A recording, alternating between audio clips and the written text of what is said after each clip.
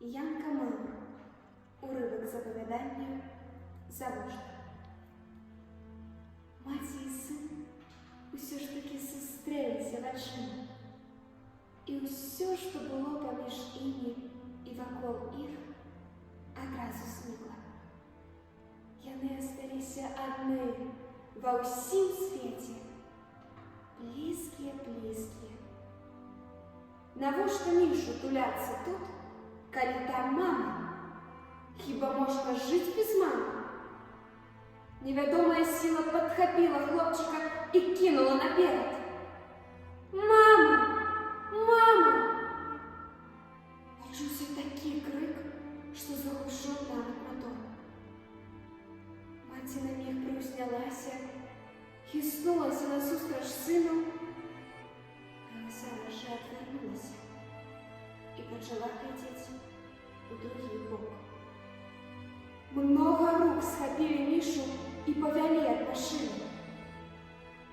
Але ўжо было позна. Немец з крыкам «Вас! Вас!» выскочыў з кабіны. Слова «мама» для яго было такім жа зразумелым, як і для ўсіх іншых людзей. Саскочылі з машын і паліцаі. «А ну, давайте сюды і сына!» крикнули яны. Затрапятала маці, замахала руками, закричала ў роспачы. «Гэта не мой сын! Я зусім не ведаю гэтага хлопчыка!»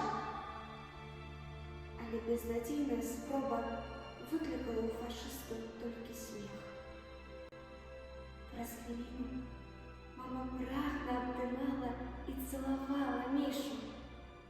А яму было так добра, так прыемна, нібы цяпер ужо скончыліся ўсе трывогі. І для іх настала шчаслівае жыццё. Машына паехала. Людзі моўчкі глядзелі ёй услед.